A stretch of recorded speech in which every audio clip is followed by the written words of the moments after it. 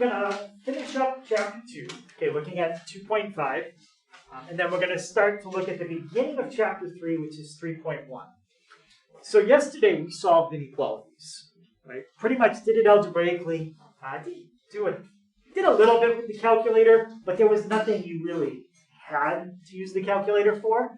Today we're going to try solving some inequalities that have a higher exponent, right? Maybe like an x squared, okay, or something like that. So I'm going to show you guys how we can do that.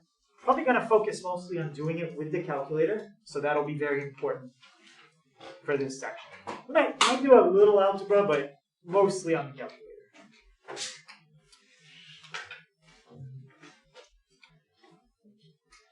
Let's start by looking at a formula I think we've done before.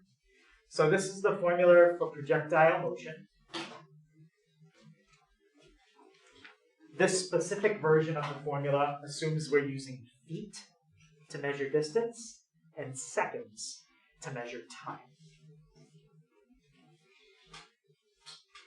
So to find the height of an object, this is projectile motion, like if you throw an object and it makes kind of an arc like that. Or technically, even if you throw something straight up and it comes back down, that's still projectile motion. So that's the formula. Negative 16t squared plus v sub 0t plus s sub 0.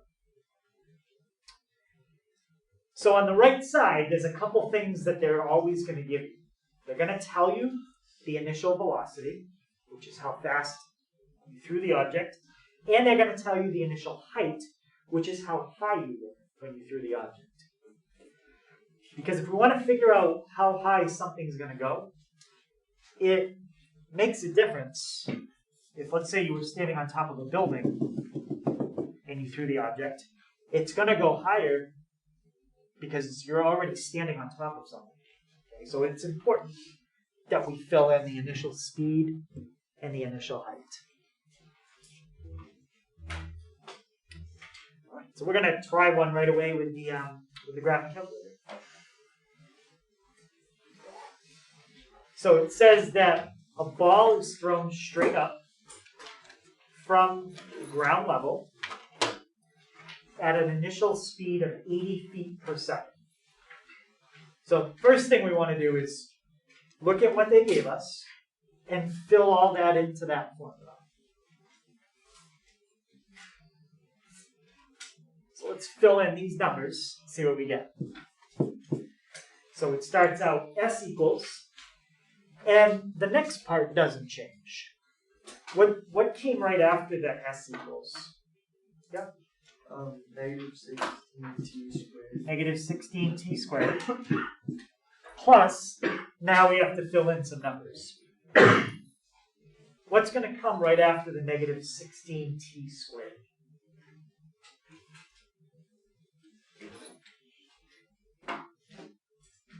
What? The velocity. Yep, the velocity times The time. the time.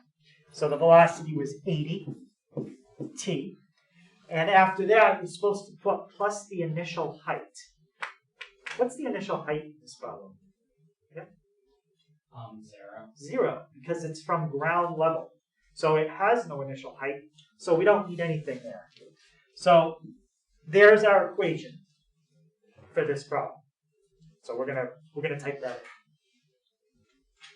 The question is, when is the ball 64 feet, or at least 64 feet above the ground? What does at least 64 mean?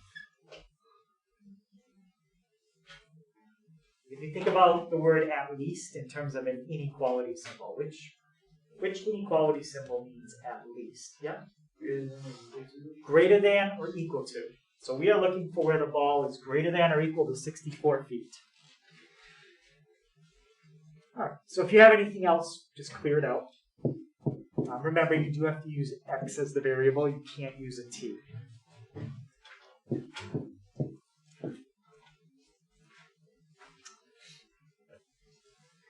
And let's set our window. Okay, I know I didn't do anything with the 64 yet. I'm going to. So x represents time. What's the smallest amount of time that could go by in this problem? 0. So your x-min should be 0. The most amount of time, well, that would be how long it's in the air for. We don't know that. So let's just try 10 seconds. If the parabola goes off the screen, we'll fix it. And y is the height. Well, what's the lowest height that our object would ever have? Yep. 0. The highest height, well, we don't know. Let's just guess it doesn't go above 90 feet. If it goes off the screen, we'll fix it. So let's hit graph. Okay, well, a little bit off the screen. Unless they want to know the maximum height, it's not really critical that it's on the screen. But let's set it maybe to 110. Okay, so that's good. So that graph represents our object. They want to know when it's above 64 feet. So what do you think I'm going to do in my y equals? Yep. Y equals 64. Yep, we're going to put a line at 64. Okay, so we've got that. And from here, what do you think I need to do now? Yep. Use the intersect thing and see when the two lines intersect. Yeah. How many intersections do we have to find? 2. 2. Right. So this object is going to be above 64 feet for a period of time. It's going to hit 64 feet on the way up. It's going to hit it again on the way down. I want to know when I'm in that section right there, the green section. So we need both of those intersection points. I don't need the y value. I already know the y value of both of those intersection points. It's 64. Okay, that's the height of the points. What I care about is the x values. So let's do second calc intersect.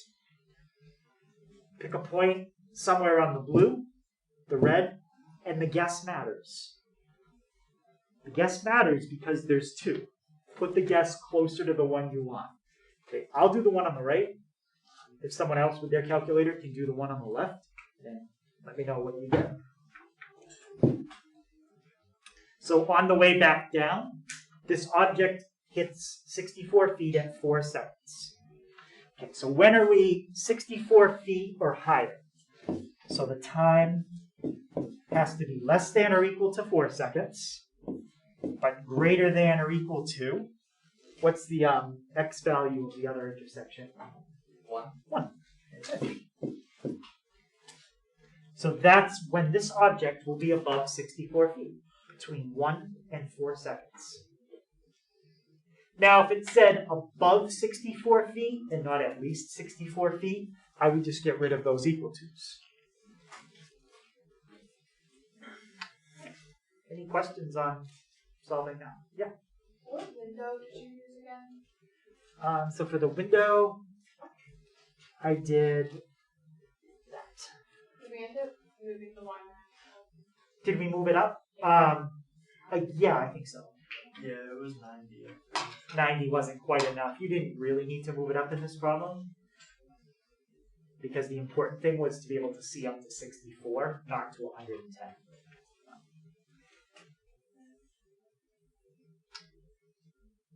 All right. So now, let's figure out, we'll do this part with algebra. It's probably the only thing we're really going to do with algebra today for this section. How long was the ball in the air? Well, we have a formula for height. What do you know about the height if the ball is in the air?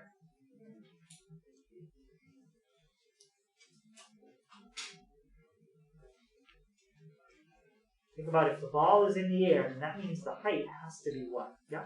Greater than 0. Has to be greater than 0. So let's write down our formula for the height again. Plus, I think it was ADT. And we know that that has to be greater than 0 while the ball is in the air. So let's solve for t. And solving for t will tell us the time that the ball is in the air or that the ball has a height greater than 0. To solve this, we want to factor out what we can. Does anybody see something we can factor out on the left? I'll give you a hint. I definitely want to factor out a negative. But I can factor out more than that. See if there's a number and a letter that would come up. Yep. Could you factor out negative 8t? You could, yeah. How about even more? Yeah. Yeah, let's factor out negative 16t.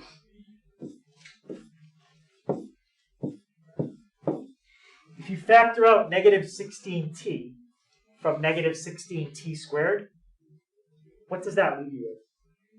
Yeah. Just t.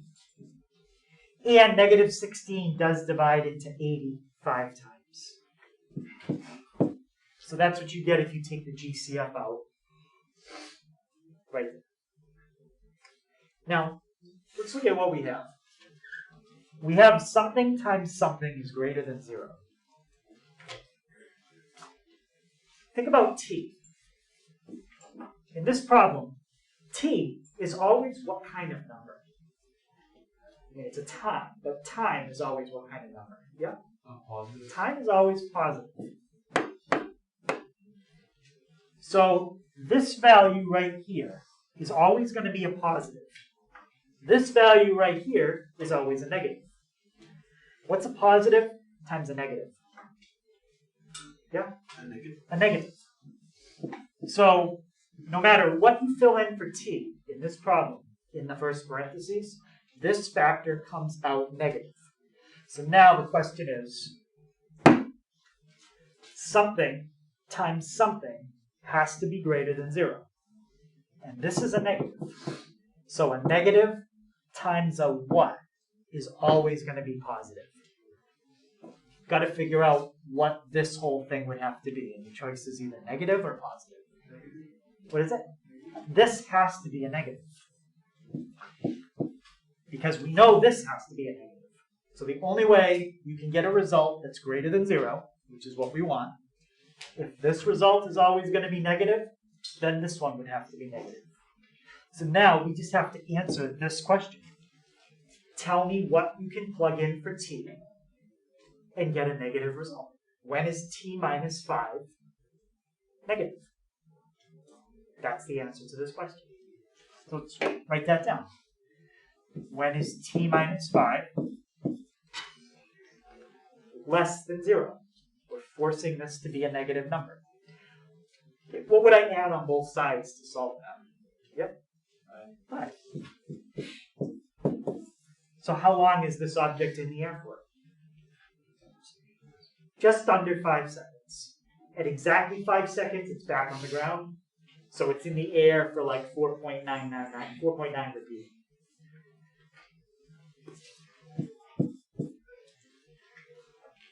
Any question on that? Yeah. I was wondering how you got like the numbers in the parentheses. I was confused. The t minus 5? No, like in general, that equation right under the negative 16t squared plus 3t. Oh, wait, yeah. So that's from our first problem. Yeah. So that's the height, and we want height greater than 0, because if the height is greater than 0, then that means it's in the air. If it's equal to 0, then that means it's on the ground. Okay, but like how did you factor? To get the t minus 5? Yeah. So I pulled out a negative 16t from this term and this term. It's kind of like if I had like 2x squared plus 4x. I could factor out a 2x from each of them. And then I have to figure out what would 2x times what would give me 2x squared. Okay. And 2x times what would give me 4x. Okay. So you can check it by distributing it back out. Yep. Yep. If this was like on first, would you recommend doing it algebraically, or should we just use a graph? It depends on the problem. So if it's a problem you can graph, because some you can do, some you can't do, it'll depend. It also depends if they want an exact answer or a decimal. Because the graph will never be an exact answer. if it was like a problem you had to use quadratic formula for. So it'll depend on the problem, but I would say if it doesn't say, you can pick either method.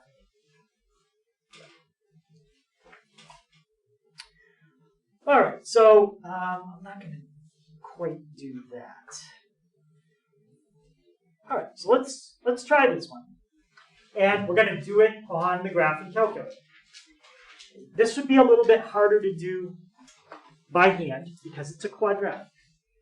So you can't just say add 5 to both sides, or it's not as simple as this, where you just add 3 to both sides and you're done. So when we have an inequality that's a quadratic, we're going to graph it. So let's type in y equals 2x squared plus 9x minus 5. Let's start with zoom 6. And we're going to be looking for where this graph is above 0. Now, we cut the bottom of the parabola off a little bit. The bottom, it's not really critical for this question. If you want to see the whole thing, I don't know, maybe put your y min at negative 18, negative 20. That's fine. So we're going to look at that graph. And the question is, where is that graph greater than 0? Greater than 0 means above the x-axis. Less than 0 means below. I want to know numbers I could plug in for x, and I get a result that's bigger than 0.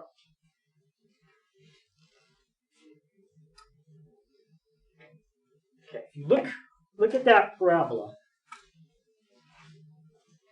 how many...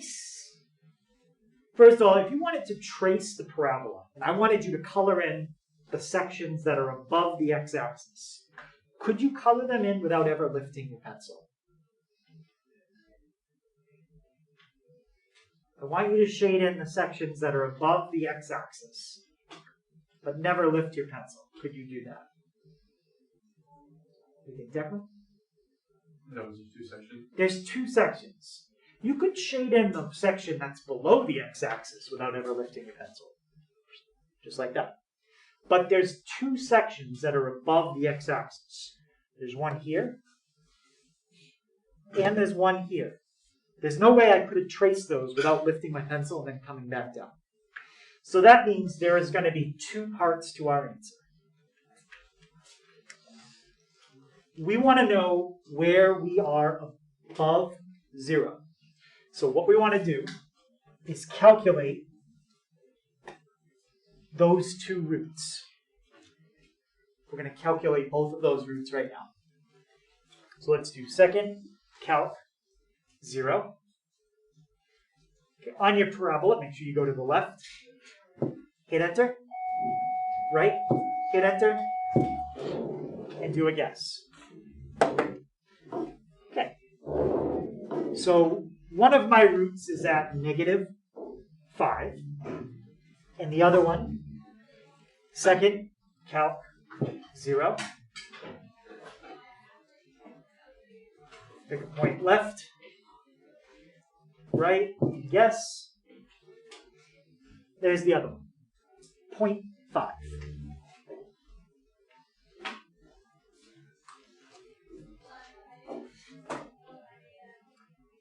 So what I want to do is think about the x values that I could plug into this problem that would give me a y value that's positive.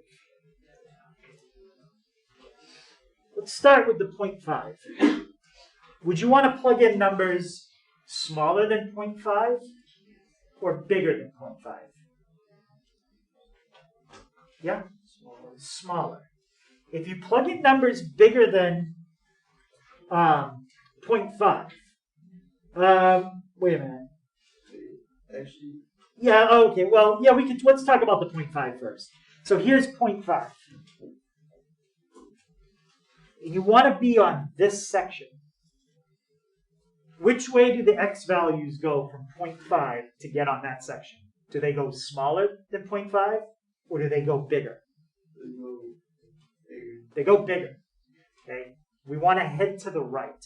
So that's one part of our answer. You can plug in anything from 0.5 heading to the right. And that will land you somewhere on this section of the parabola, and it just keeps going up that way. Or, there's another section of numbers we could plug in. Does anybody see the other set of numbers we could plug in?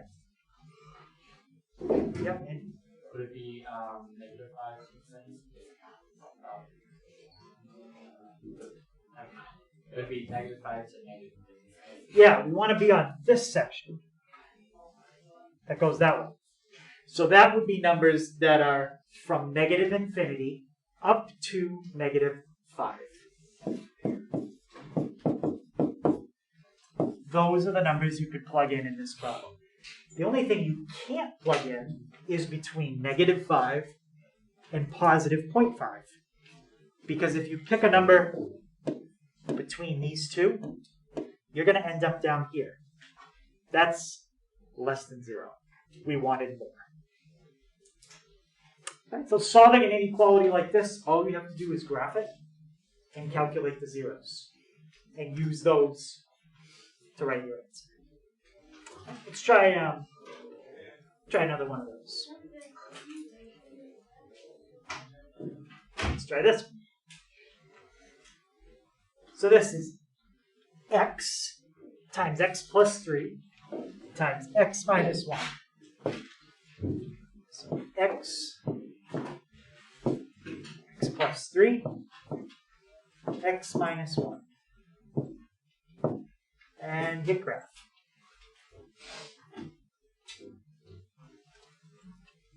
Now, without calculating the zeros, if you just look at the original problem I gave you, does anybody have a guess what those three numbers are where they cross?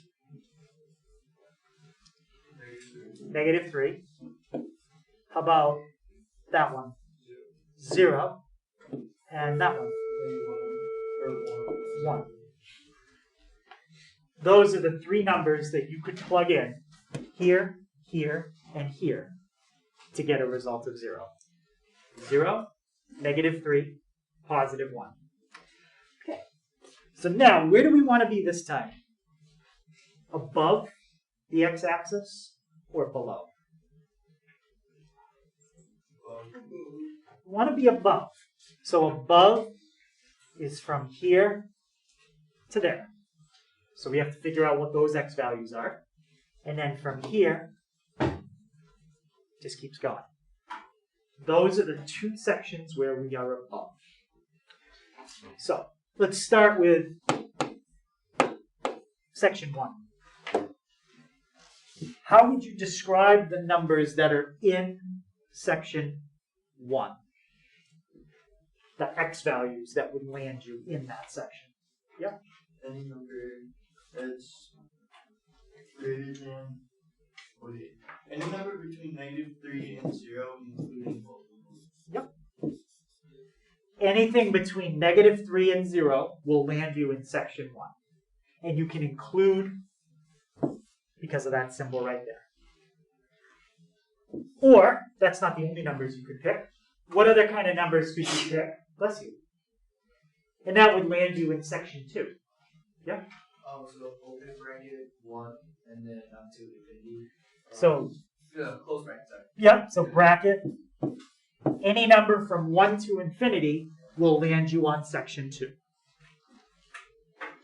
If you wanted to know where you were below 0, you would just reverse it. You'd pick the two sections that we didn't shade in. So this was section 2. And that's it. Any questions on that? Right, and a division problem would be pretty similar. We could try division if you want, and then this will be the end of this part. So let's try x minus 4 divided by 2x plus 5. Just be careful here because there is a value for x that would cause you to divide by 0. That's negative 2.5. So something weird is going to happen near negative 2.5. Let's watch.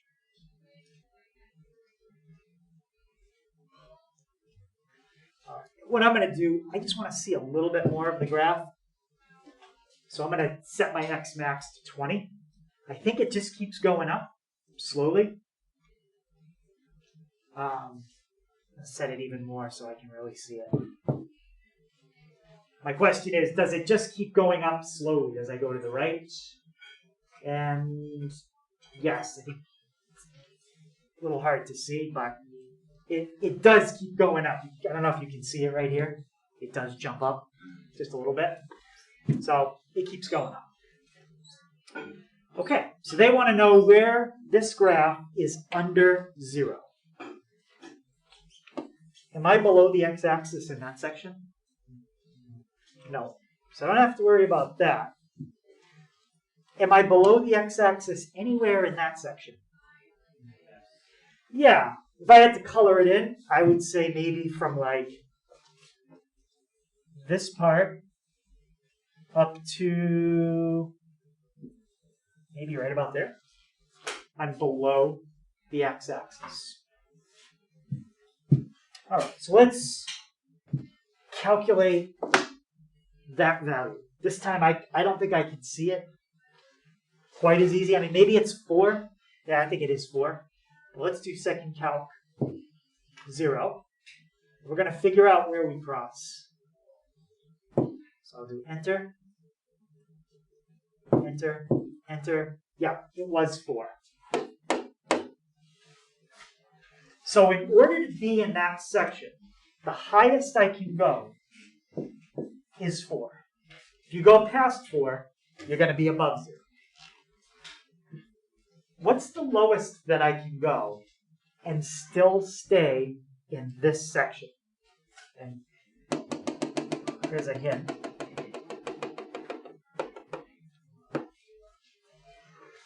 Those two sections are never going to connect. Yep.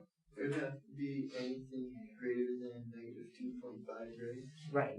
Right. But not including it. Not including it. So I told you that if you plug negative 2.5 in, it would cause you to divide by 0.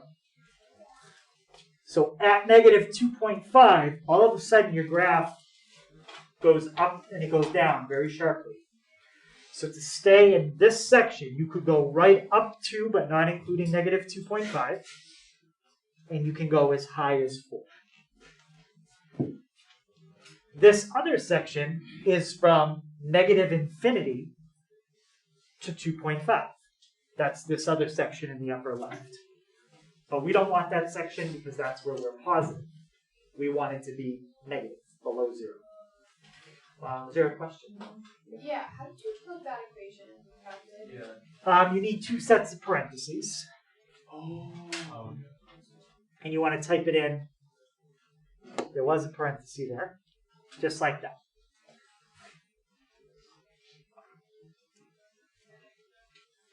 You did not need to set your x max all the way to 40. I just wanted to see that it kept going up as I went to the right. Yes? Mine shows up weird even when it's like that. Using one of my calculators? Or is it one of yours? Okay, so there could be some settings on the calculator that are different than mine, and that's probably what it is. Is it connecting these two with a line? Yeah. Yeah, it's because you have detect asymptotes off. If you go to second, zoom, and you put detect asymptotes on, I guarantee you yours is off. No, it isn't. It is on? Yeah. And it's still connecting them with a line? Yeah, I'll try to turn it off. No, it's... Huh. Because if you turn it off and you graph them, I'll show you what happens. Yeah. It connected it with a line. That's how yours looked? Yep. I thought that was it then. I'm not sure. That's the only thing I know that would cause it to connect. So I'll put the asymptotes back on, and then it should draw it properly. But if that didn't work, let me know. We'll take a look.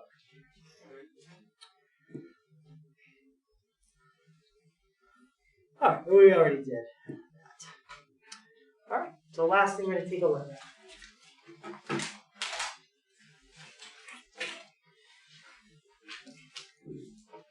I'm going to look at graphs of polynomials. Okay, polynomials are a nice graph because you can draw every single one of them without ever lifting your pencil. You don't have the complicated kind of graphs we just had, where you might have to draw one section, lift your pencil up, put it back down, and draw another section. Polynomials are always connected. And they look something like this. That's an example of a cubic polynomial. In general, that's the pattern of a polynomial. So this is your exponent, and every term you write, the exponent goes down 1. So it starts out like cubed, squared, and then it's just to the first power, and then the last one is a constant. That's the pattern I have up above. So this represents the exponent dropping down 1 each time. Sometimes you skip terms. You could have x cubed minus 5. That's still a polynomial. We just skipped a bunch in the middle. We skipped the x squared and we skipped the x.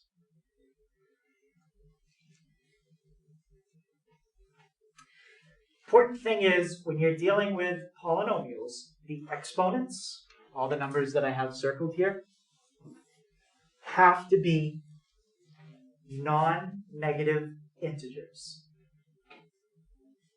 Another word for non-negative is positive. They have to be positive integers. You can't have something like this and have that be a polynomial. X to the 3.5 power. No.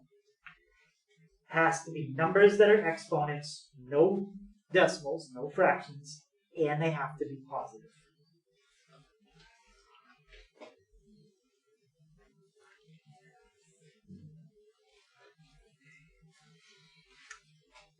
One thing we'll mention when we talk about a polynomial is the degree of it. Does anybody know if I write something like this, what the degree of that polynomial is? Yeah? 7. Nope, 7 is the constant. Oh, I got that by adding the 3 before. Oh, okay, just a coincidence that I wrote the 7 and that adds up to 7. But no, you don't add the exponents, but it is something with them. Yeah? Degree 4. That's a degree 4. Usually you write it in this order. So the first thing I like to do with any polynomial I have to work with is put it in order from the highest exponent to the lowest. And as long as you don't do something like this, like that's kind of cheap there. It's like, well, what's the degree of that one? Yeah? To the second. That's to the second. You might say, well, wait, the highest exponent is a 4. Well, you put 0x to the 4th in front. If you're going to multiply something by 0, why even write it? So the highest exponent there is a 2. So as long as when you write your polynomial in what we call descending order, and you don't do something cheap like make the first one a 0, then the highest exponent is usually the first one, and that first one tells you what's called the degree of your polynomial. A few degrees have special names. Does anybody remember what we call a polynomial that's degree 1? That would be a degree 1. Yep. Linear. That's linear. So degree 1 is linear. How about something like that, where the highest exponent is a 2? What do we call that? Yep. Is it quadratic? Quadratic. And how about when the highest exponent is a 3? Yep. It's cubic. Yep. So those are generally the most common ones we use. If it's any higher than that, then we just say the polynomial has a degree 6 or degree 7. There's no special word.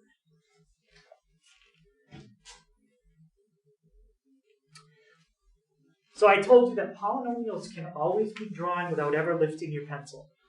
Think of a linear. It's a line. You don't ever lift your pencil when you're drawing a line. Quadratic is parabola.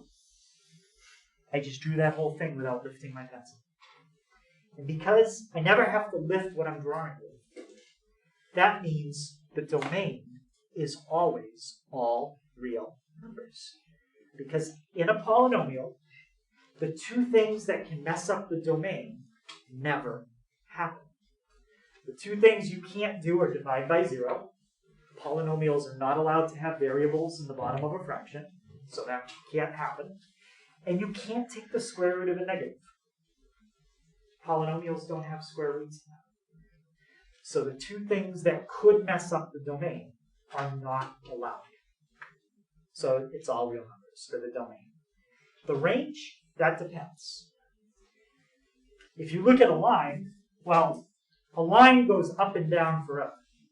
So what would be the range of a line? Yeah? Yeah, all real numbers. Now, a parabola doesn't go up and down forever. This particular parabola goes up forever, but it does have a low point somewhere. So the range, it depends. You have to graph it and take a look at it. Here's some examples of what cubic polynomials look like. A couple key things about cubics. They always go up on one side and down on the other. This one is down on the left, up on the right. That's how I would describe it.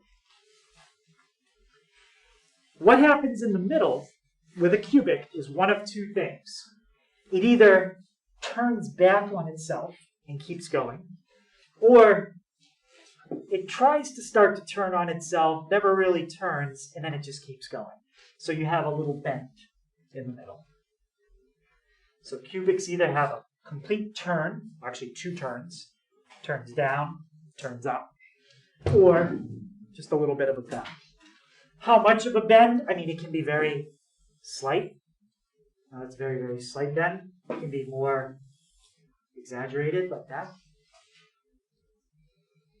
But these all just have a bend in them. They don't actually have a turn. If it does turn, though, look at this. In a cubic, what's the highest exponent? Yep, 3. And if you subtract 1 from that number, you get a 2. 2 is how many times a cubic function can turn. Here's one turn. Here's another turn. Notice I said how many times it can turn, not necessarily how many times it's guaranteed to turn. So in a 4th degree polynomial, how many times do you think it could turn? At most, 3. So a 4th degree polynomial could have a W shape to it. It could take one more turn, like down, up, and then it goes and turns one more time.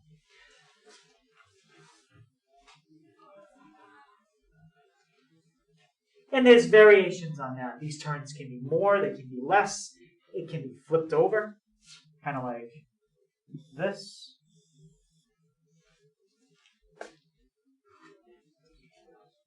But if you subtract 1 from the highest exponent, that gives you a maximum on how many times it can turn.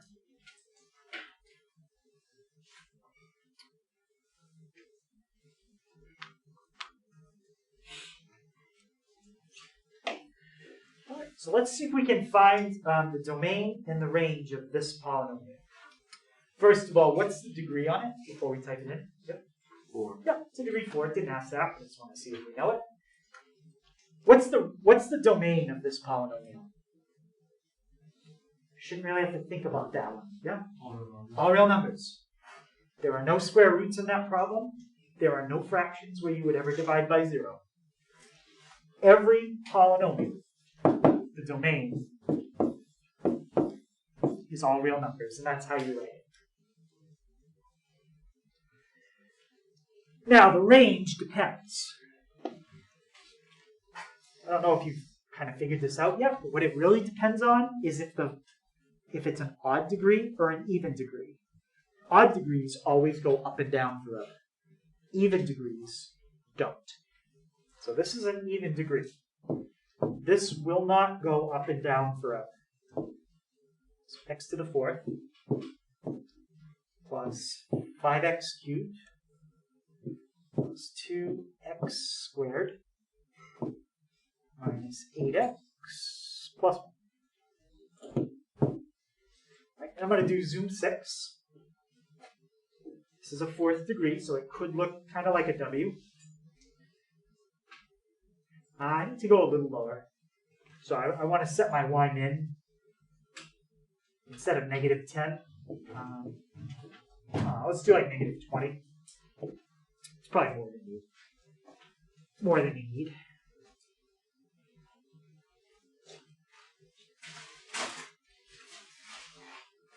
Okay, so range. That's up and down. Does this graph go up forever? Yeah. It's going to keep heading up. So as far as the range, the upper limit would be what? Yeah. Infinite. Now I need the lower limit. Does it go down forever? No, it looks like it has a low value right there. I want to find that low value. And I don't know if we've done this before, but we've done things kind of similar. You can calculate that value. That is called a minimum. It's the minimum that the graph goes down. Second, calc. Option 3 is minimum. It works like most of the other things we do. You pick a point left, you pick a point right, and you do a guess. So go to where you think, somewhere to the left of where you think the minimum is, hit enter. Go somewhere to the right of the minimum, hit enter again, and it's going to give you those two dotted lines. And now it's asking me for a guess. Just hit enter. Okay. So we need to make sure we understand what those two numbers mean. Which number there am I focusing on when I describe the range? The x or the y? The y. So the lowest that this graph goes is negative 11.95. And it does reach it because I can see if I round it, it would say a negative 11.95. This is what the minimum is. It's negative 11. That's the x value you could plug into the formula to get negative 11. I'm not interested in the x value for this question. I just want to know the y value. And that's your domain and range. Any questions on that? So a lot of stuff with the calculator today. So what we just found in that last problem, I'll go back to it. This is called a local minimum. That's called a local maximum. That's another local minimum. So what is a local min or local max? Local minimum doesn't mean that it's the lowest the function ever goes. Like in this case, that is a local minimum. But it's not what we call a global minimum. This graph doesn't have a global minimum. It just keeps going down forever. A local minimum or maximum is just a point that is lower or higher than everything around it. That's what a local min or max is. So a local maximum is a point on a graph that is higher than everything else around it.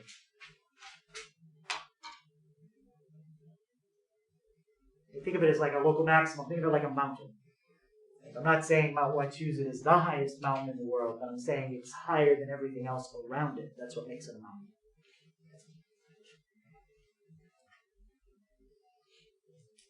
And you can have, depending on how many times your graph turns, you can get lots of local mins and maxes.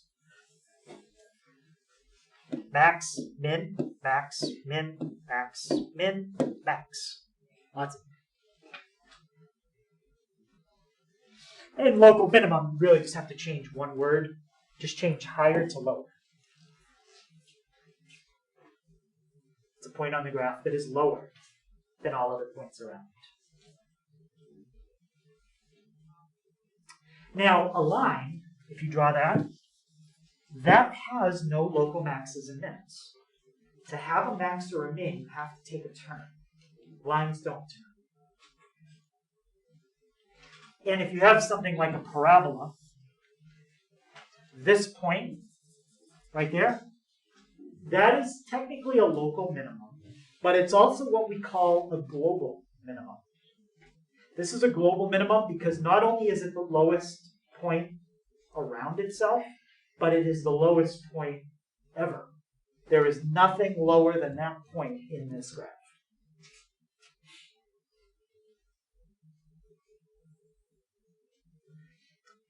And together we call local mins and maxes local extrema. So if you see a question that says find the local extrema in the graph, it just means to write down the minimums and the maximums. We'll try another one where we use the calculator right now.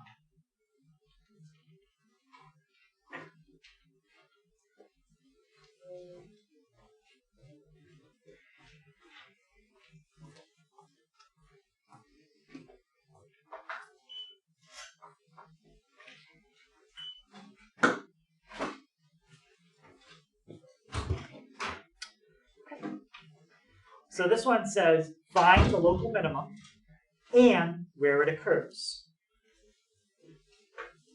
One of those is the y value. The other one is the x value. The where it occurs and the what is it are two different things. So let's type that in and see what happens. So x cubed minus 4x. I'm going to do zoom 6. That doesn't work. I'll adjust it. Okay. First of all, do we have a local minimum in that graph? Yeah. Yeah. Right there. And it said find the local minimum, so that's kind of implying there's only one. And there is only one. So let's do second calc minimum. Maximum works the same way as minimum. Pick a point to the left, go to the right, and do your guess.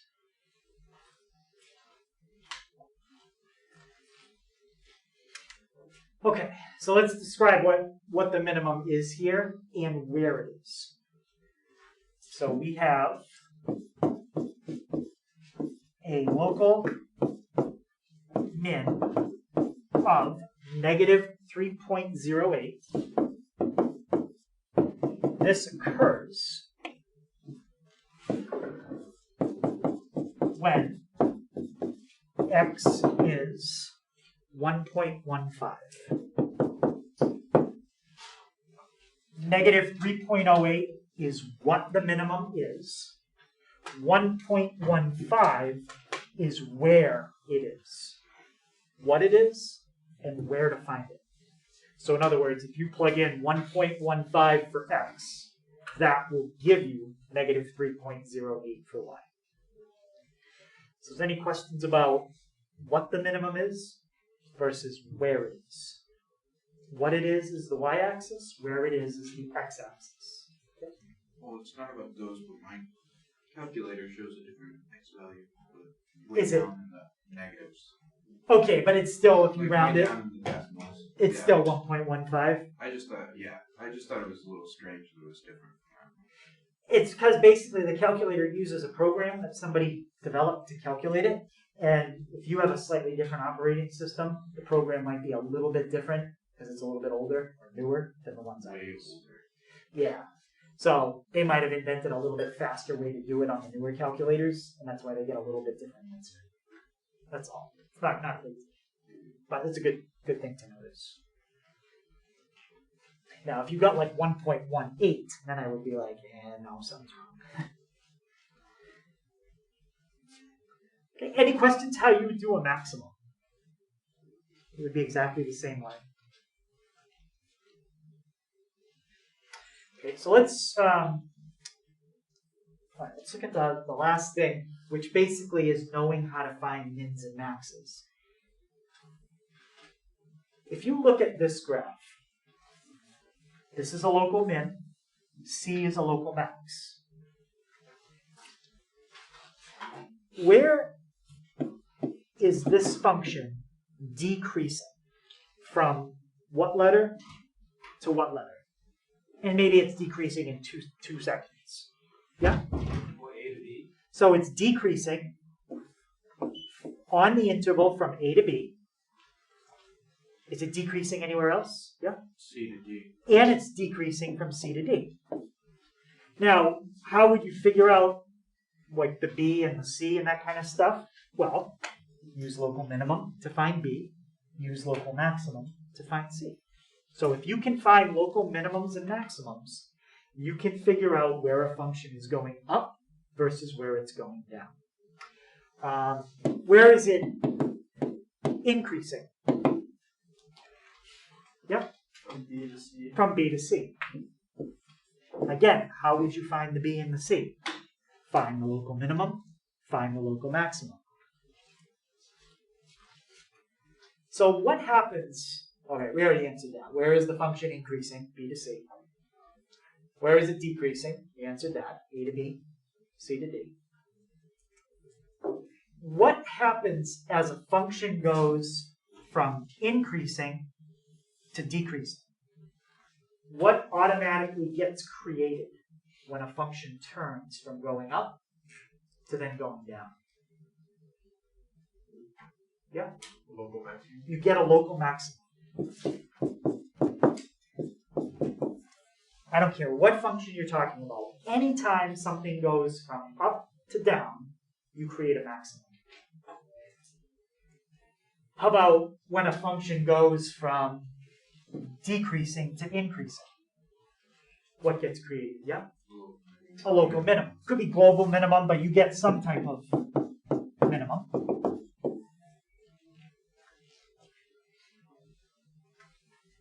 So the last thing we'll do with that is look at this graph, and I want you to tell me where this graph is increasing and where it's decreasing.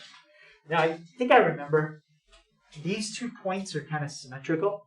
So the one on the right is 1.15, negative 3.08. The other one is negative 1.15, positive 3.08. That doesn't always happen. I just remember that's what it is in this case. So that's negative 1.15, 3.08. So let's just write down where this graph is increasing and where it's decreasing. How many sections in that graph are increasing? Yep. 2. So we're going to have to write 2 things. You need to describe that to me, and then describe that. Let's start with section 1.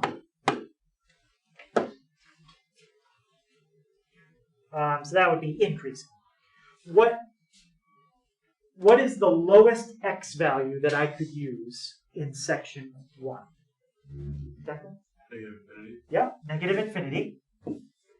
And what's the highest x value that I could go up to in section 1 before I start to make my turn? Yep. It looks like around negative 1, like negative 1.5. I don't know. It's kind of blurry. It's like almost on top of negative 1. So I labeled that coordinate that's in black for you. Oh, right okay. As what? As negative 1.15. That's what it is. I know. If you check it, trust me, that is what it is. So up to negative 1.15. So we're increasing on that interval. And where else am I increasing? From where to where? Yep. From positive 1.15 to infinity. Yep, positive 1.15 to infinity. And let's just put decreasing. So that's increasing. Squeeze in decreasing right here. Where am I decreasing? From what to what? Oh, Quinn? Negative 1.15 to positive 1.15. Yep. So finding where something is increasing or decreasing, just an application of finding local mins and local maxes. All right, and that's it.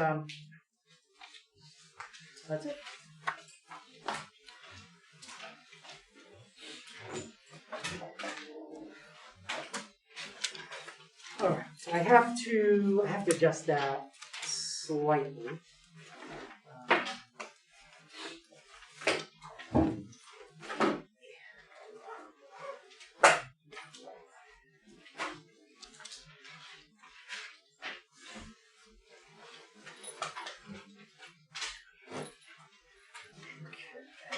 Skip that one. Now, 20 and 22, I will tell you, the book mentions something about using what's called a sign pattern to solve it. We didn't learn how to do it that way, so we're not doing the sign pattern. You're going to do 20 and 22 on the crafting calculator, just like I showed you in class. Okay, so you don't have to do the sign pattern. And then we're going to skip that. Sorry. So there's 6 questions from page 116. And then on page 149, that's what we just did with polynomials.